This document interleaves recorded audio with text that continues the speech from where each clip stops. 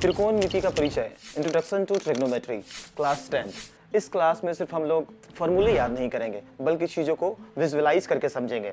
मान लीजिए आपको मीनार की किसी टावर की ऊंचाई जाननी हो या किसी बिल्डिंग की ऊंचाई मापनी हो, तो सिर्फ आप उससे कितनी दूरी पे खड़े हैं ये मालूम कर और कितनी आपके आंखों से देखने पर उसका एंगल कितना बन रहा है, कोण कितना बन रहा है, यह जानकर बिना आप फीते की या उस पर चढ़े आप उसकी ऊंचाई को माप सकते हैं।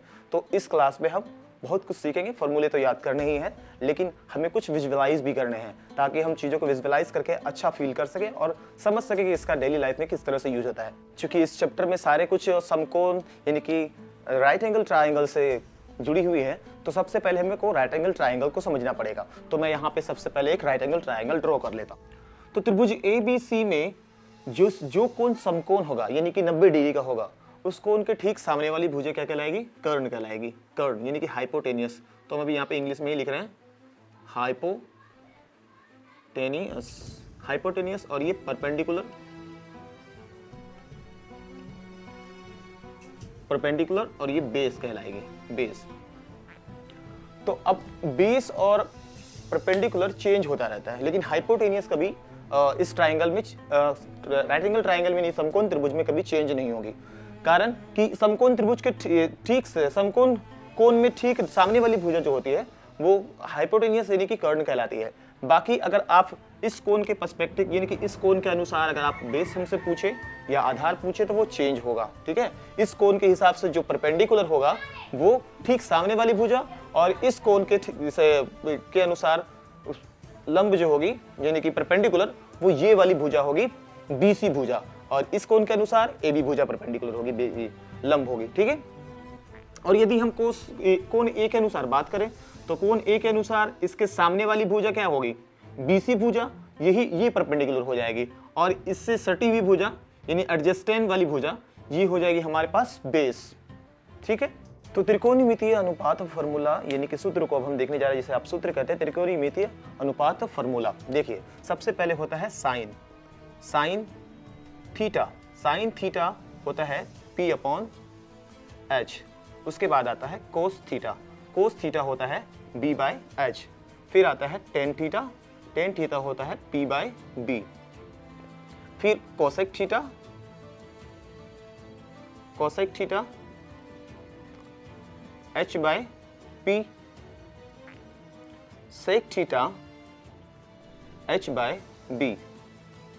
Coat theta B/P। ये सभी क्या है? त्रिकोणमितीय अनुपात फॉर्मूला। तो इनसे ही हम लोग जो 8.1 के सवाल हैं, सारे सवाल इन्हीं के जरिए हल करेंगे। ठीक है, अब इसमें समझना है आपको कि थीटा कब कब कैसे कैसे क्या क्या होगा।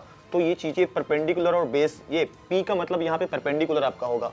अगर थीटा आप सिंपली थीटा बोला क्वेश्चन में तो थीटा परपेंडिकुलर BPH यही सब सारा से चलने वाला है। लेकिन अगर थीटा की जगह पे एंगल बता रहा है आपको, जैसे एंगल C, एंगल A करके बता रहा है, तो फिर आपका थीटा उसके अनुसार ही आपको देख के चलना पड़ेगा कि क्या थीटा हो सकता है ना। क्वेश्चन में अगर थीटा हमारे पास A रहा तो परपेंडिकुलर हम इसको ना लेकर के सामने वाले को लेंगे। अगर हमारे पास थीटा यानी कि यहाँ पे साइन C लिखा होता है तो P/H तो बोलेंगे, लेकिन परपेंडिकुलर हम BC को बनाएंगे। आई होप आप समझ रहे होंगे। कोस C बोलता है तो B/H, तो B कौन होता है?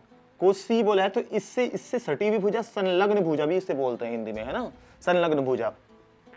और ये होगी सम्मुख भुजा। तो सम्मुख भुजा क्या होगी? परपेंडिकुलर, जिस कोण के हिसाब से बोल रहा है।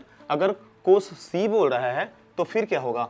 सामने वाला परपेंडिकुलर यानी कि कोस C के अनुसार B तो हमारे पास BC ही है, तो BC लिख देते हैं यहाँ पे। BC/H चेंज नहीं होगा कभी भी, ध्यान रखना इस बात को, H कभी भी चेंज नहीं होने वाला है। तो H हमारे लिए यहाँ पे इस क्वेश्चन में AC ही रहने वाला है। लेकिन यदि अगर वही बोल दे यहाँ पे कोण A यानी कि साइन थीटा, थीटा क्या कर दे इस बार? A कर दे, यानी कि कोस A बोले। कोस A बोलेगा तो फिर हमारे पास परपेंडिकुलर इस बार ये वाला होने वाला है, H फिर चेंज नहीं होगा। तो यानी कि परपेंडिकुलर जब ये हो गया तो बेस हमारा क्या हो जाएगा? AB। तो AB/AC ये होने वाला है। थीटा जब चेंज होगा तब। थीटा को ध्यान से देखिए। जैसे अगर थीटा की बात करते हैं हम कोण C के हिसाब से, यानी थीटा हमारा C है, कोण C है, न्यून कोण क्या बताया गया? C। तो हमारे लिए B/H जो होगा वो BC/AC होगा। BC/AC। यदि अगर थीटा ए कर दिया जाए, यानी कि कोस थीटा कोस ए बोले वहां पे, तो परपेंडिकुलर ये हो जाएगा, बेस ये हो जाएगा। तो हमारे पास बी बाय एच क्या होने वाला है, ए बी अपॉन ए सी होने वाला है। ठीक है, समझ में आया कि नहीं? ठीक है, तो अब इसी तरीके से इसको थोड़ा सा और एग्जांपल लेके समझाते हैं आपको। आपसे क्वेश्चन करते हैं, ठीक है, आप बताइए। टेन थीटा होता है P बाय बी, और आपसे मैं पूछ रहा हूं कि टेन ए बताइए, तो क्या इसका आंसर होगा? P क्या होगा? चूंकि A है तो P हमारे पास BC होगा। ठीक है, क्या होगा? BC, और P हमारा BC हो गया, और B क्या होगा? तो उससे सटी हुई भुजा, संलग्न भुजा, ये वाली AB।